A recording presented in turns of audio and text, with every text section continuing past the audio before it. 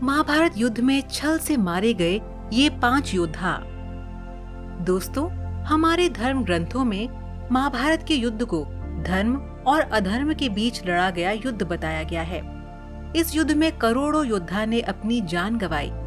कुरुक्षेत्र में लड़े इस युद्ध की भयावहता का पता इस बात से भी चलता है कि महाभारत युद्ध के कारण ही आज भी कुरुक्षेत्र की मिट्टी का रंग लाल है। इस युद्ध में भाग लेने वाले कई ऐसे महारथी थे जिन्हें मारना आसान नहीं था, परंतु फिर भी वो मारे गए। इस वीडियो में हम महाभारत की ऐसी गाथा के बारे में बताएंगे कि किस प्रकार पांडवों ने युद्ध जीतने के लिए छल कपट का सहारा लेकर ऐसे ऐसे योद्धाओं का वध किया जिन्हें मारना किसी के लिए भी असंभव था। भीष्म पितामह। छल कपट से मारे गए योद्धाओं में सबसे पहला नाम आता है भीष्म पितामह का। कौरवों और पांडवों के पितामह भीष्म महाभारत के युद्ध में भाग लेने वाले सबसे पराक्रमी और बुजुर्ग योद्धा थे।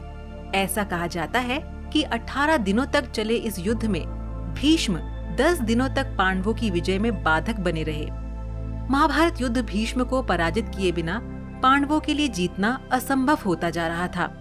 ऐसी स्थिति में श्री कृष्ण की सलाह पर अर्जुन ने शिखंडी को ढाल बनाकर युद्ध के 10वें दिन भीष्म को बाणों से छलनी कर दिया। उसके बाद भीष्म ने बाणों की शैया पर लेटे लेटे महाभारत युद्ध समाप्त होने के बाद अपने प्राण त्याग दिए। द्रोणाचार्य। कौरवों और पांडवों के गुरु द्रोणाचार्य को महाभारत युद्ध में हराना असंभव था। ऐसा माना गया है कि द्रोणाचार्य को केवल उनका शोक ही मार सकता था। भीष्म के बाणों की शैया पर लेटने के बाद गुरु द्रोणाचार्य को कौरवों की ओर से प्रधान सेनापति बनाया गया। सेनापति बनाने के बाद द्रोणाचार्य पांडवों की जीत में सबसे बड़े बाधक बनते जा रहे थे। ऐसे में पांडवों ने एक बार फिर श्री कृष्ण की सलाह पर छल का सहारा लिया। श्री कृष्ण ने भीमसेन से कहा कि वह अश्वत्थामा नाम के हाथी को मारकर जोर जोर से चिल्लाए कि मैंने अश्वत्थामा को मार दिया है। द्रोणाचार्य के पुत्र का नाम भी अश्वत्थामा ही था। ऐसा सुनते ही गुरु द्रोणाचार्य अस्त्र शस्त्र त्याग कर जमीन पर बैठ गए। इसी बीच धृष्टद्युम्न ने तलवार से द्रोणाचार्य के सर को धड़ से अलग कर दिया। जयद्रथ। अर्जुन के पुत्र अभिमन्यु को मारने वालों में दुर्योधन की बहनोई जयद्रथ का नाम भी शामिल था। जयद्रथ को अपने पुत्र का हत्यारा मानकर अर्जुन ने प्रतिज्ञा ली थी कि अगले दिन सूर्यास्त तक जयद्रथ को नहीं मार पाया तो आत्मदाह कर लूंगा। शाम होने ही वाली थी और अर्जुन के लिए जयद्रथ को मार पाना असंभव दिख रहा था।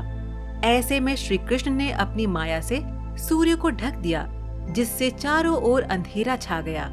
ये देख जयद्रथ समेत कौरवों ने समझा कि शाम हो गई और खुशी के मारे जयद्रथ अर्जुन के सामने आ गया। उसके बाद श्री कृष्ण की माया से आसमान में फिर से सूर्य की किरणें दिखने लगी और कृष्ण का इशारा मिलते ही अर्जुन ने जयद्रथ का वध कर दिया। अंगराज कर्ण। अंगराज कर्ण को युद्ध में सीधे पराजित करना अर्जुन के वश की बात नहीं थी। जब युद्ध करते समय कर्ण के रथ का पहिया जमीन में धंस गया और जब कर्ण अपने रथ का पहिया निकालने लगा, तब श्री कृष्ण ने अर्जुन से कहा कि यही वह मौका है जब तुम अंगराज कर्ण का वध कर सकते हो। श्री कृष्ण ने कहा कि मुझे पता है कि कर्ण ऐसा योद्धा है जिसे केवल छल से ही पराजित किया जा सकता है। ऐसे में मौका देखकर अर्जुन ने अंगराज कर्ण का वध कर दिया।